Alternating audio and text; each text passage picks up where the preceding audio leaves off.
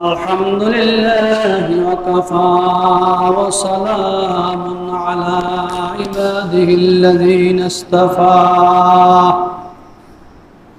أما بعد فأعوذ بالله من الشيطان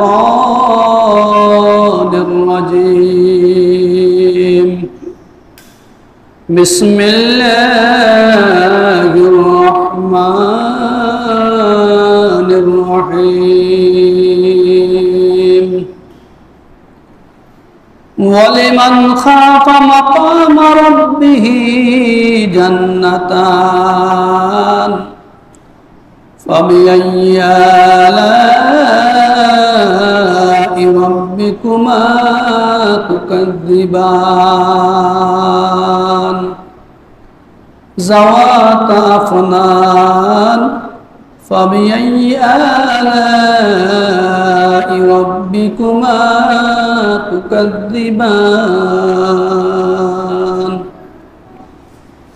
اللهم صل على محمد وعلى آل محمد كما صليت على إبراهيم وعلى آل إبراهيم إنك حميد مجيد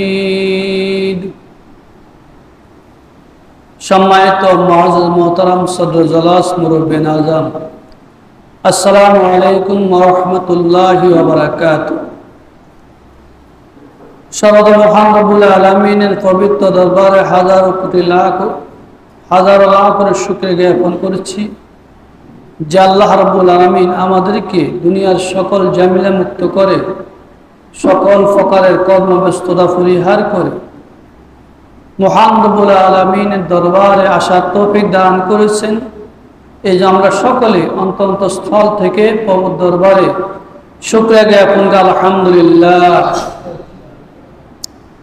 দরুদ ও সালাম প্রেরণ করছি মানবতার বিশ্ব নবী হযরত মুহাম্মদ রাসূলুল্লাহ সাল্লাল্লাহু আলাইহি ওয়াসাল্লামের উপর, যার অসংখ্য অগণিত পরিশ্রম মেহনত বিনিময়ে ইসলামকে মহামূল্যবান জীবনে দীর্ঘ হয়েছে। সম্মানিত হাজরিন, আজকে আমার আলোচনার মূল উদ্দেশ্য হলো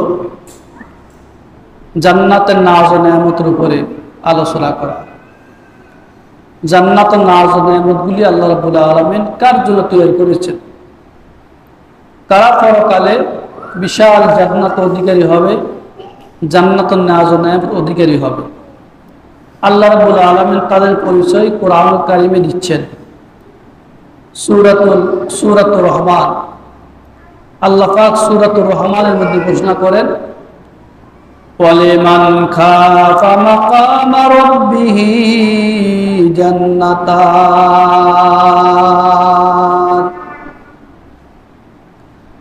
এবং ওই ব্যক্তির জন্য যে তার রবের সামনে দণ্ডায়মান হওয়াকে ভয় করে, তাদের জন্য রয়েছে দুইটি উদ্যান।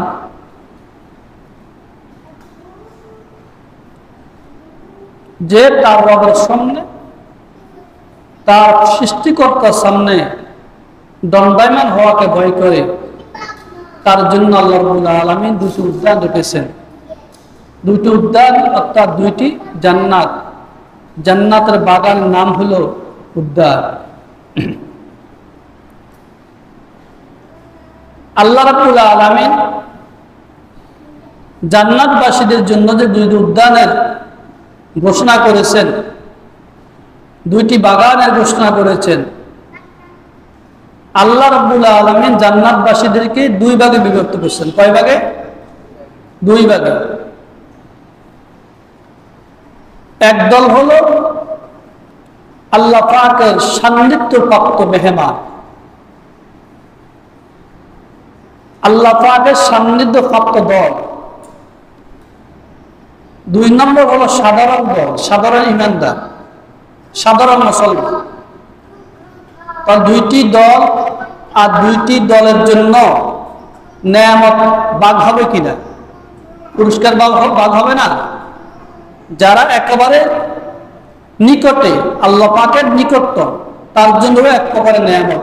আর যারা আল্লাহ পাকের নিকট নয়, একটু দূরে আছে কিন্তু মুসলমান ইমানদার, নামাজ পড়ে, আল্লাহকে মানে, আল্লাহর হাকাম মেনে চলে, তাদের জন্য রয়েছে দুইটি উদ্যান। তো আল্লাহ রাব্বুল আলামিনের বিশেষ মেহমান কারা, সান্নিধ্য প্রাপ্ত দল কারা? যারা নবী, সিদ্দিক, শুহাদা, সালেহীন, অর্থাৎ এই দুনিয়াতে আল্লাহ রাব্বুল আলামিনের ইবাদত বন্দেগীর মধ্যে সময় কাটাইছে, আল্লাহর হুকুমগুলা কোনটার মানছে, প্রত্যেকটি কাজের মধ্যে আল্লাহকে ভয় করছে, প্রত্যেকটি কাজের মধ্যে আল্লাহ কি করছেন? ভয় করছেন। এর হল আল্লাহ সান্নিধ্য প্রাপ্ত। কারণ যখন সে আল্লাহর ইবাদত বন্দেগী করতে যায়, আল্লাহ পাকের হুকুম আদায় করে, আল্লাহ আদায় করার মধ্যে, আল্লাহর হুকুম পালন করার মধ্যে কোন রকম ত্রুটি বিচ্ছুতি করে না, হার অবস্থা আল্লাহকে ভয় করে। যখন এই জমিনে চলাফেরা করে, চলার সময় আল্লাহকে ভয় করে।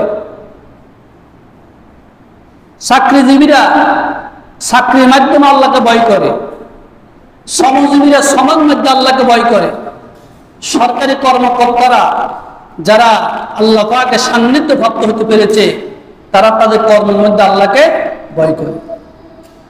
যেই সরকারি কর্মকর্তার ভিতরে, যেই এমপি মন্ত্রীর ভিতরে আল্লাহর ভয় আছে, সে কখনো কখনো সরকারি মাল আত্মসাৎ করবে না। করবে কিনা?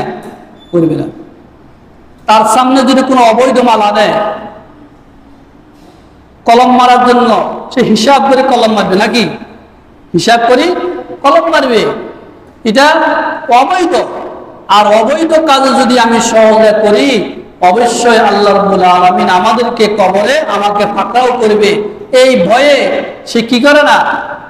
সেই খাতায় দস্তখত করে না, সেই কাগজে সিগনেচার করে না, যে তার সিগনেচার কারণে হাজার হাজার কোটি টাকা বাজেয়াপ্ত হতে পারে, আবার তার সিগনেচারের কারণে হাজার হাজার কোটি টাকা বাঁচতে পারে না? এরকম ভয় যদি তার ভিতরে থাকে, অর্থাৎ এই হাদিস, এই আয়াতের তাফসীরের মধ্যে লেখেন, কারা আল্লাহর সান্নিধ্য প্রাপ্ত দল, যারা এই দুনিয়ার জীবনে আল্লাহর হুকুম-হাকামগুলা পুঙ্খানুপুঙ্খে মানে, আল্লাহকে ভয় করে, প্রত্যেকটি কাজের মধ্যে আল্লাহকে ভয় করে, আল্লাহর ভয়ের বাহিরে যায় না, আল্লাহকে ভয় করে। তার খায়শে নাফসানি, তার নফসে আম্মারা দুনিয়ার অন্যায় কাজে যদি তাকে চলার জন্য বলে, কিন্তু সে আল্লাহর ভয়ে সেইখানে ফিরিয়ে আসে কিনা? সে দুর্নীতি করে না, চুরি করে না, ডাকাতি করে না, কারো জায়গা জমিন আত্মসাৎ করে না, সেই আল্লাহর বিধান মোতাবেক মাতা পিতা ত্যায্য সম্পত্তিকে ভাইদের মাঝে সঠিকভাবে বন্টন করে দেয়। আর যারা পায়, যা সঠিকভাবে পাওয়ার পরও ওই ব্যক্তির পিছে দুর্নাম করে না, দুর্নাম ছড়ায় না, এরা ওই আল্লাহ সান্নিধ্য প্রাপ্ত দল। এদের জন্য আল্লাহ রাব্বুল আলামিন বিশাল মহা, আল্লাহ রাব্বুল আলামিন তাদের জন্য বিশাল জান্নাত রেখেছে। আর যারা মহান রবের সান্নিধ্য প্রাপ্ত দল নয়, সাধারণ মেহমান, সাধারণ মুসলমান, ইমানদার, সে কখনো আল্লাহকে ভয় করে, কখনো আল্লাহকে ভয় করে না, কখনো অন্যায় অপরাধ করে, আবার অন্যায় অপরাধে ক্ষমা চেয়ে তওবা করে ফিরিয়ে আসে। এরা হলো সাধারণ মুসলমান, সাধারণ মুমিন। এখন যারা আল্লাহ নৈকট্যশীল বান্দা, আল্লাহর একেবারে নিকটে, যারা সান্নিধ্য প্রাপ্ত দল, এদের জন্য যে উদ্যান রেখেছেন আল্লাহ রাব্বুল আলামিন, ওয়ালিমান খাফা মাকাম রাব্বিহি জান্নাতানের মধ্যে যে ঘোষণা দিয়েছেন, যে উদ্যান, তাদের সান্নিধ্যপ্রাপ্ত দল যারা, তাদের উদ্যানগুলো হবে, তাদের জান্নাতগুলো হবে স্বর্ণের। কিসের? স্বর্ণের হীরামণি মুক্তার এক একটা কামরা হবে স্বর্ণের তৈরি, এক একটি কামরা হবে হীরা মুক্তার। হীরা মুক্তার এত উন্নত মানের আসন হবে, এরকম উন্নত মানের আসন, উন্নত মানের জান্নাত আর কেউ পাবে না। জান্নাতের মধ্যে তাদেরকে আল্লাহ রাব্বুল আলামিন যে পান পাত্র দিবেন, ওই পান পাত্রগুলা স্বর্ণের তৈরি হবে, স্বর্ণের হবে, স্বর্ণের তৈরি পান পাত্র, যে পান পাত্রের মাধ্যমে তারা জান্নাতে নাজ নেয়ামতগুলা ভোগ করবে। দেখছেন জান্নাতের পান পাত্রগুলা, একটা গেলা সেটা হবে কি স্বর্ণের, স্বর্ণের হবে, রূপার হবে। আর যারা একেবারে আল্লাহ নয়, প্রতিশীল বান্দা নয়, কখনো কখনো অন্যায় করে, আবার অন্যায় করে মাপ চায়, আল্লাহকে তওবা করে ফিরে আসে, কখনো কখনো নামাজ ছেড়ে দেয়, আবার আল্লাহর ভয়ে নামাজের দিকে ফিরে আসে। এরা হলো সাধারণ দল, সাধারণ ইমানদার। এরা আমরা, আমাদের মতন ব্যক্তিরা, আমরা সাধারণ ইমানদারের ভিতরে। এদের জন্য আল্লাহ রাব্বুল আলামিন যে উদ্যান দিবে, যে জান্নাত দিবে, এবং তাদের জান্নাত হবে, তাদের জান্নাত হবে রূপা। কিসের? রূপার হবে। রূপার দাম বেশি না স্বর্ণের দাম বেশি? এক ভরি স্বর্ণ এখন বর্তমানে 1 থেকে 1.5 লাখ টাকা, 1.5 লক্ষ টাকা নাকি? আর এক ভরি রূপা 50 থেকে 60,000 টাকা। তো রূপার দাম বেশি না স্বর্ণের দাম বেশি? তাহলে যারা আল্লাহর সান্নিধ্য প্রাপ্ত দল, আল্লাহ তাদের জন্য স্বর্ণে মরানো বিল্ডিং বালাকারা দিবে, তৈরি করবে। আর যারা সান্নিধ্য প্রাপ্ত নয়, সাধারণ, তাদের উদ্যানগুলো হবে রূপার। আল্লাহু আকবার। দেখেন এখন এই যে মানে উদ্যানগুলা দিবে, বাগানগুলা, এই বাগান আল্লাহ রাসূল মুহাম্মদ রাসূলুল্লাহ সাল্লাল্লাহু আলাইহি ওয়াসাল্লাম, এক একটি বাগান এত বিশাল হবে, ছোট নয়, বিশাল বিশাল হবে, বিশাল বিশাল হবে। সেখানে গাছগুলা স্বর্ণের হবে, ফলগুলা স্বর্ণের হবে। কিসের? ফল স্বর্ণের হবে, গাছগুলা স্বর্ণ হবে, অনায়াসে তারা ভোগ করবে। এই জন্য আল্লাহ রাব্বুল আলামিন বলেন, ফাবিআইয়ি আলাই রাব্বিকুমা তুকাদ্দিবান। হে জিন এবং মানুষের দলেরা, তোমরা তোমাদের রবে, তোমাদের পালনকর্তার কোন কোন নেয়ামতকে অস্বীকার করবে? আল্লাহ রাব্বুল আলামিন এত নাজ ও নেয়ামত পৃথিবীতে আমাদের জন্য তৈরি করেছেন, আমাদেরকে দিয়েছেন। এই নাজ ও নেয়ামতগুলা, এই নাজ ও নেয়ামতগুলার শুকরিয়া আমরা কিভাবে আদায় করব বলেন? সারত্তিনার বোর্ডের মাধ্যমে আল্লাহ পাক যে নেয়ামতগুলি দান করছে, ওই নেয়ামত শুকরিয়া আদায় করতে পারবেন? আল্লাহ দুটা চোখ আপনাকে দিয়েছে, চক্ষু, ওই চোখ যে চোখের পাওয়ার দিয়েছে, ওই পাওয়ারের ওই চোখের নেয়ামত শুকরিয়া আদায় করতে পারবেন? আপনি চলতেছেন যে শক্তি, ক্ষমতা, এই ক্ষমতা কে দিয়েছে আপনাকে? কে দিয়েছে এই ক্ষমতা? এই ক্ষমতা, এই শক্তি আপনার দেহ কে দিয়েছে? মহান রব। বলেন কে দিয়েছেন? মহান আল্লাহ। ওনার নাম যে দিয়েছেন, তিনার নাম কি? রব। তিনার নাম হলো আল্লাহ। হায়াতের মালিক আল্লাহ, রিজিকের মালিক আল্লাহ, ধন দৌলতের মালিক আল্লাহ, আমার হায়াতের মালিক আল্লাহ, মৃত্যুর মালিক আল্লাহ, সমস্ত জিনের মালিক আল্লাহ। এই জন্য যে আল্লাহর যে বান্দা দুনিয়াতে আল্লাহর হুকুমগুলো আদায় করবে, আল্লাহ পাকের নীতিমালাগুলো মানবে, ইবাদত বন্দেগী করবে, আল্লাহ রাব্বুল আলামিন তাকে এমন জান্নাত দান করবে যে জান্নাত শুরু আছে, শেষ নাই। অন্য আয়াত আল্লাহ বলেন, জাওয়াত আফনান, ওই উদ্যানগুলি, 2টি উদ্যান হবে, 2টি উদ্যানের শাখা প্রশাখা হবে, অনেক অনেক শাখা বিশিষ্ট, শাখা প্রশাখা বিশিষ্ট উদ্যান হবে। এমন শাখা প্রশাখা, যে শাখাগুলা এত বিশাল বিশাল হবে, এই শাখা আপনি কখন গনিও শেষ করতে পারবেন না। কি বলেন? একটা কাঁঠাল গাছ বা একটা আম গাছ, আম গাছের শাখা আছে না? এখানে বড় আম গাছ থাকলে আম গাছের ডালপালা আছে কিনা? এক একটা ডাল হলে এক একটা শাখা। একটা আম গাছে 6টা 7টা 8টা শাখা আছে, প্রত্যেকটি শাখার মধ্যে ফল ধরে, ধরে কিনা? প্রত্যেকটি শাখার মধ্যে ফল ধরে, এত প্রচুর পরিমাণ ফল ধরে আপনি চিন্তা করেও শেষ করতে পারবেন না, ঠিক না? আল্লাহ বলতেছেন জাওয়াত আপনার জান্নাতি উদ্যানগুলির শাখা প্রশাখা হবে অনেক। যেরকম বাংলাদেশের দক্ষিণ অঞ্চলে বঙ্গোপসাগর আছে কিনা, এই বঙ্গোপসাগরে কতগুলি শাখা আছে, মানে মেঘনা, যমুনা, পদ্মা, বুড়িগঙ্গা, এবং এক একটা শাখা সাগরের নাকি, এই সাগরে এক একটা শাখা পুরা বাংলাদেশের চতুর্দিকে আছে কিনা?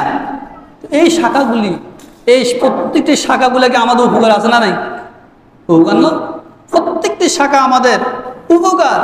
এই জন্য আল্লাহ বলতেছেন জাওয়াত আপনার ওই দুইটি উদ্যানে অনেক শাখা প্রশাখা হবে, অনেক শাখা প্রশাখা হবে, কম না, আপনি গণিয়ে শেষ করতে পারবেন না। প্রত্যেকটি শাখার মধ্যে ফল আর ফল থাকবে। এটা কাদের জন্য? জান্নাতবাসীদের জন্য, আল্লাহর সান্নিধ্য মেহমানদের জন্য। সুবহানাল্লাহ বলেন। আমরা যেখানে নামাজ পড়তে আসলাম, এটার বিনিময়কে আল্লাহ আমাকে দিবে না? দেবে কি না? আমরা সৎ কাজে যে চলি, তার বিনিময় আল্লাহ আমাকে দিবে না? সৎ পথে ব্যয় করি, তার বিনিময় আল্লাহ আমাকে দিবে না? দিবে কি না? অবশ্য দিবে। এই জন্য আল্লাহ বলতেছেন ফীহিমা আইনান তাজরিয়ান। আল্লাহ রাব্বুল সূরাতুর রহমানের মধ্যে বলেন ফীহিমা আইনান তাজরিয়ান, এই উভয় উদ্যানের দুইটি নহর থাকবে, ফবাহাবান ফবাইত।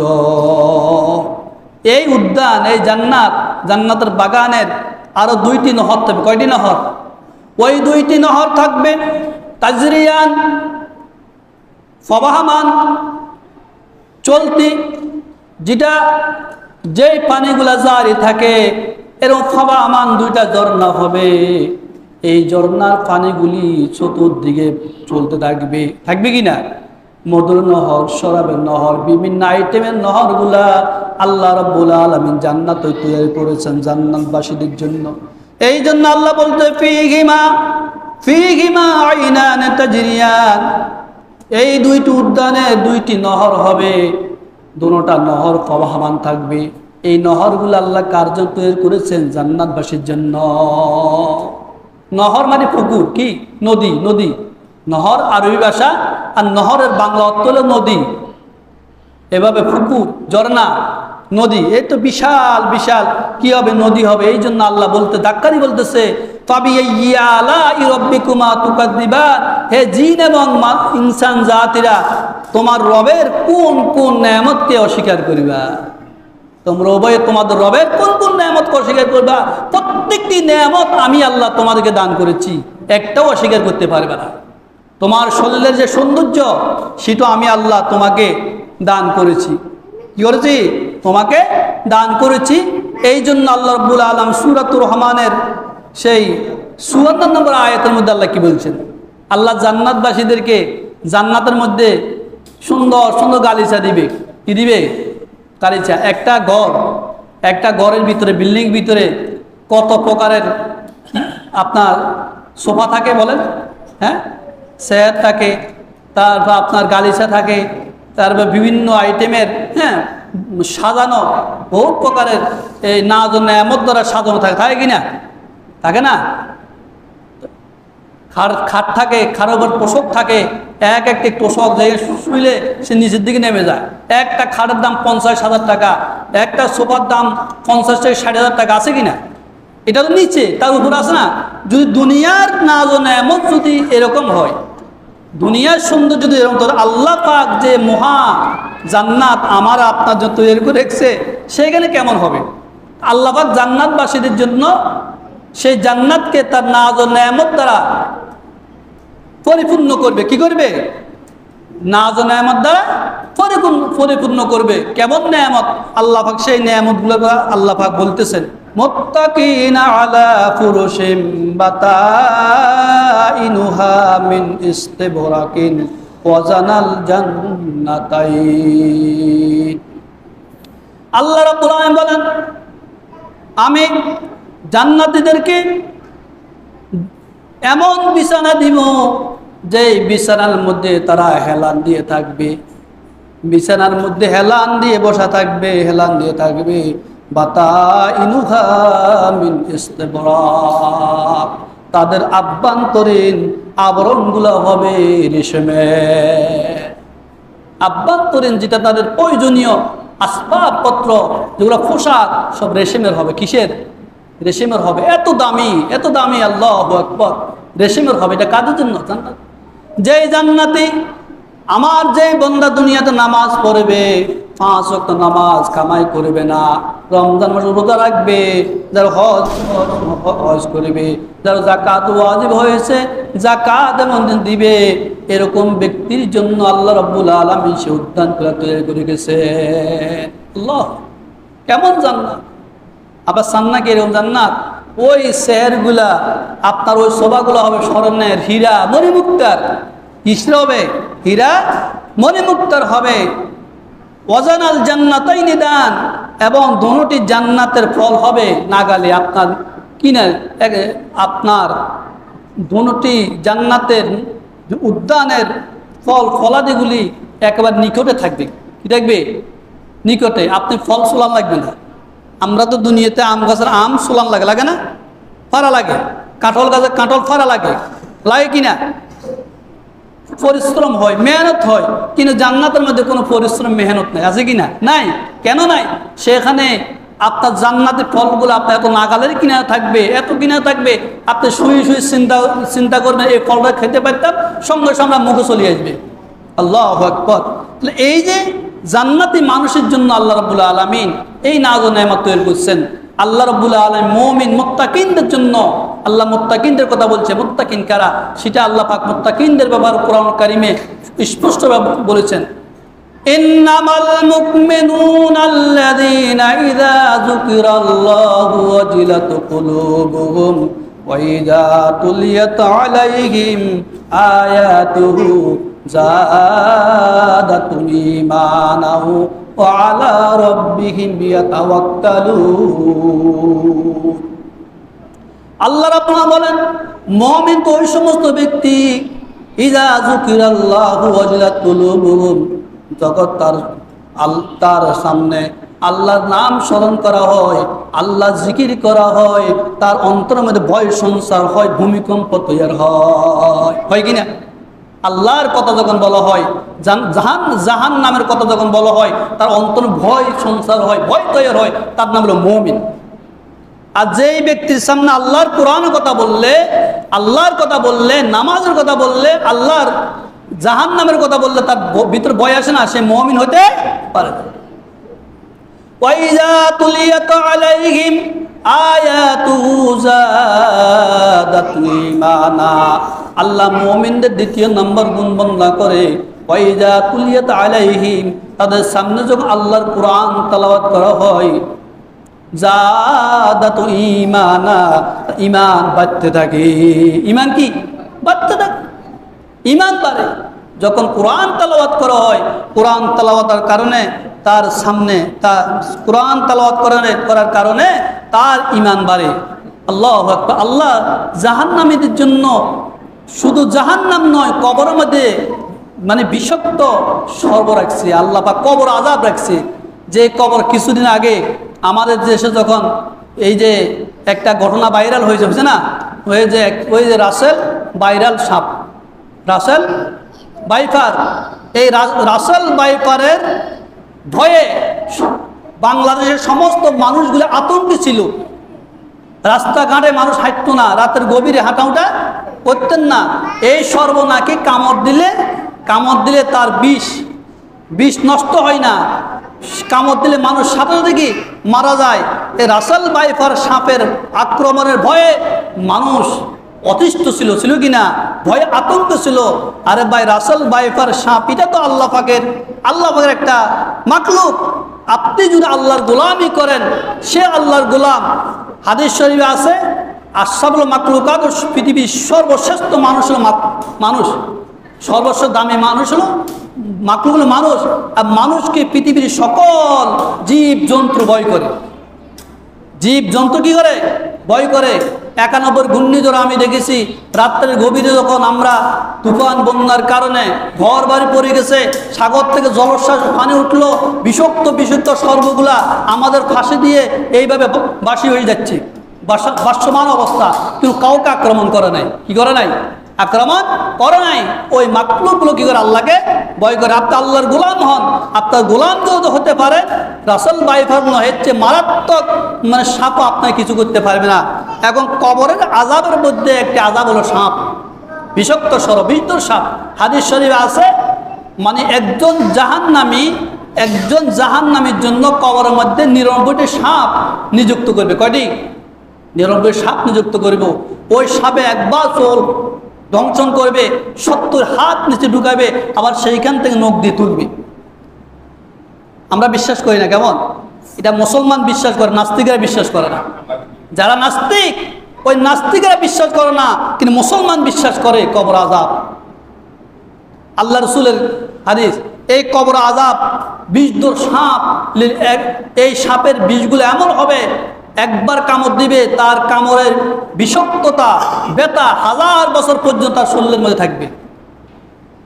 এই জন্য আজকে বুখারী শরীফের 871 নম্বর অধ্যায়ের একটা হাদিস আমি আপনাদের সামনে তেলাওয়াত করেছি। ওই হাদিসটা ওই অর্থটা আমি আপনাদের কাছে সামনে উপস্থাপন করব। বুখারী শরীফের 1299 নম্বর হাদিস, কবর আযাব সম্পর্কে, বাবু তাআউযু আযাবিল কবর। এই বাব তো হলো কবর আযাবের ব্যাপারে। কিসের ব্যাপারে? আযাবের ব্যাপারে। হাদিস শরীফ আছে, হাদ্দাসানা মুহাম্মদ ইবনে মুসান্না قال حدثنا يحيى قال حدثنا شعبة قال حدثني عون ابن زهير عن أبيه عن براء بن عازب عن أبي أيوب قال خرج النبي صلى الله عليه وسلم وقد وجبت الشمس فسمع صوتا فقال يهود تعوذ في البراءة عن أيوب عن النبي صلى الله عليه وسلم। أيوب আনসারী রাদিয়াল্লাহু আনহু তিনি বলেন, বিশ্বনবী মুহাম্মদুর রাসূলুল্লাহ সাল্লাল্লাহু আলাইহি ওয়াসাল্লাম একবার মদিনা থেকে বাইরে হলেন। বাইরে হওয়ার পথে বিশাল একটা আওয়াজ শুনলেন, প্রচণ্ড আওয়াজ শুনলেন। আল্লাহ বললেন, আমার সাহাবায়ে কেরাম, এই আওয়াজটা কিসের জানো? কোন ইয়া রাসূলুল্লাহ, আমরা জানি না। আল্লাহ রাসূল মুহাম্মদুর রাসূলুল্লাহ সাল্লাল্লাহু আলাইহি ওয়াসাল্লাম বলেন, ইহুদিদের কবরের আযাব। কার? ইহুদিদের কবর আযাব। ইহুদিদের কবরে এইভাবে আযাব হচ্ছে, এটা ইহুদিদের কবর আযাব। ইহুদিদেরকে আল্লাহ রাব্বুল আলামিন এইভাবে কবর আযাব দিচ্ছে। এই আযাবগুলা কিসের কারণে হচ্ছে? আরেকটা হাদিসের মধ্যে আল্লাহ রাসূল বলছে যে এই কবর আযাব তো হয়, কবর আযাবগুলা কিসের কারণে হয় সেটা আল্লাহ রাসূল মুহাম্মদ সাল্লাল্লাহু আলাইহি ওয়াসাল্লাম বলছেন। তো এই আরেকটি হাদিসের মধ্যে আল্লাহ রাসূল বলছে, হাদ্দাসানা মুসলিম ইবনে ইব্রাহিম قال حدثنا هشام أبي سلمة عن أبي هريرة قال قال رسول الله صلى الله عليه وسلم يقول اللهم إني أعوذ بك من عذاب القبر من عذاب النار ومن فتنة المحيا والممات ومن فتنة المسيح الدجال। আল্লাহ মুহাম্মদুর রাসূলুল্লাহ সাল্লাল্লাহু আলাইহি ওয়াসাল্লাম সব কবর আযাব থেকে পানা চাইতেন, জাহান্নাম আযাব থেকে পানা চাইতেন, এবং জীবন এবং মৃত্যুর অনিষ্ট থেকে এবং মাসিহ দাজ্জালের অনিষ্ট থেকে পানা চাইতেন। তো যদি কবর আযাব যদি না থাকতো তো রাসূলুল্লাহ সাল্লাল্লাহু আলাইহি ওয়াসাল্লাম কেন পানা চাইলেন? কেন পানা চাইলেন? আরেক হাদিসের মধ্যে আছে কিসের কারণে কবর আযাব হয়। এই দুইটা জিনিস আমাদের মধ্যে বেশি আছে কি না? একটা চগলখুরি, একটা গীবত। একটা চগলখুরি, দুই নম্বর আযাব হলো পেশাব থেকে অপবিত্র না থাকার কারণে। সন্ধ্যা হাজিরিন, এক লক্ষ্য করবেন, এই দুইটা জিনিসের কারণে কবর আযাব হয়। একটা হলো কি? চগলখুরি অর্থাৎ গীবত। 2 নম্বর হলো পেশাব থেকে অপবিত্র থাকার কারণে। আল্লাহ রাসূল একটা হাদিস আমি আজকে আপনাদের সামনে উপস্থাপন করে, সেখানে قال مر النبي صلى الله عليه وسلم على قبرين فقال إنهما لا يعذبان وما يعذبان في الكبير ثم قال بلى أما أحدهما فكان يسعى بالنميمة ওয়া আম্মাল আখার ফাকানা লা ইস্তাতিরু মিনাল বাউলিহি। আল্লাহ রাসূল মুহাম্মদুর রাসূলুল্লাহ সাল্লাল্লাহু আলাইহি ওয়াসাল্লাম দুইটি কবরের পাশ দিয়ে অতিক্রম করলেন। কয়টি? দুইটা কবরের পাশ দিয়ে অতিক্রম করলেন, যাচ্ছেন। রাসূল কবর আযাব শুনতেছে, এই কবরগুলোতে আযাব হইতেছে।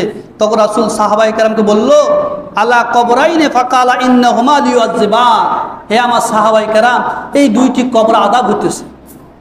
ইয়া রাসূলুল্লাহ, কিসের কারণে আযাব হয়? আল্লাহ বলতেছে ওমা ইউআযিবান, এই কবর দুইটি আযাব হইতেছে ফি কাবীরিন, এমন কোনো বড় কোনো গুনার কারণে নয়, কোনো কথার কারণে আযাব হইতেছে না। কিসের কারণে? সুম্মা কাল, রাসূল বললেন, বালা হ্যাঁ, আম্মা আহাদুমা ফাকানা ইয়াসআ বিন নামিমা ওয়া আম্মাল আখরা ফাকানা লা ইস্তাতিরু মিনাল বাউলিহি। আল্লাহ রাসূল বলতেছে এই কবর আযাব হইতেছে দুইটি কারণে। একটি কবরে আযাব এই জন্য হতেছে, ওই লোকটি চগলখড়ি করতেন। কি করতেন? মানুষের বদনাম, মানুষের দোষ ত্রুটিগুলা বেড়ায় চলতেন, মানুষের কাছে কাছে এইভাবে অপরের কাছে তার অগোচরে অপর কাছে বলতেন। এই জিনিসটা আমাদের আছে কি না? অবশ্যই আছে। এই চগলখড়ি থেকে আমাদেরকে মুক্ত হইতে হবে। মানুষের কাছে ভেদাল লাগানোর চাইতে আমাকে মুক্ত হইতে হবে, এক। 2 নম্বর ছিল আম্মাল আগর ফাকানা লা ইস্তাতিরু মিনাল বাউলি, মানে পেশাব থেকে অপবিত্র থাকার কারণ, যে ওই দ্বিতীয় কবর আযাব হইতেছে পেশাব থেকে অপবিত্র না হওয়ার কারণে। কারণ এই ব্যক্তি দুনিয়াতে মানে পেশাব থেকে পবিত্র থাকতেন না। পেশাব তার লুঙ্গিতে লাগতো, তার পোশাকে লাগতো, তার গায়ে লাগতো। ওই মানে এই পেশাব অবস্থা সে অজু কালাম বানায় নামাজ পড়তেন, কিন্তু আসলে অজু কালাম বানাতে ঠিক, কিন্তু সে তো পবিত্র হয় নাই। পবিত্র কি হয় নাই? ইমাম বুখারী রাহমাতুল্লাহ আলাইহির মাকসাদ, ওইটা উদ্দেশ্য হলো যে এই হাদিসটা এই জন্য এনেছেন যে মানুষ যে দুইটা জিনিস মানুষ বেশি করে, একটা চগলখড়ি বেশি করে, 2 নম্বর কি পেশাব থেকে অপবিত্র বেশি থাকে। এই জন্য উনার এটা আলোচনা করা উদ্দেশ্য ছিল। তো রাসূল কি করলেন? ক্বালা সুম্মা খাযা উদান রাতাবান ফাকাযারাহু বিসনাইনে। আল্লাহ রাসূল মুহাম্মদুর রাসূলুল্লাহ সাল্লাল্লাহু আলাইহি ওয়াসাল্লাম একটা গাছের ডাল ভাঙলেন, ওই ডালতে 2টি খণ্ড খণ্ড করলেন, 2 খণ্ড দুই কবর পাশে গাড়িয়ে দিলেন। ক্বালা লাআল্লাহু ইয়াখফা আনহুমা মা লাম ইয়াইবাসা। আল্লাহ রাসূল মুহাম্মদুর রাসূলুল্লাহ সাল্লাল্লাহু আলাইহি ওয়াসাল্লাম বলেন, হে আমার সাহাবায়ে কেরাম, এই 2টি শাখা 2টা ডাল যতক্ষণ জীবিত থাকবে ততক্ষণ পর্যন্ত এই কবর আযাব হালকা হবে। বুঝতে পারছেন? এই জন্য কবরস্থানে গাছগাছরা থাকা এটা ভালো জিনিস। গাছে জিকির করে, কাঁচো গাছের কি করে জিকির করে, এই জন্য গাছগুলা না কাটা ভালো কবরস্থান থেকে। এই জন্য আল্লাহ আমাদেরকে আমল করার তৌফিক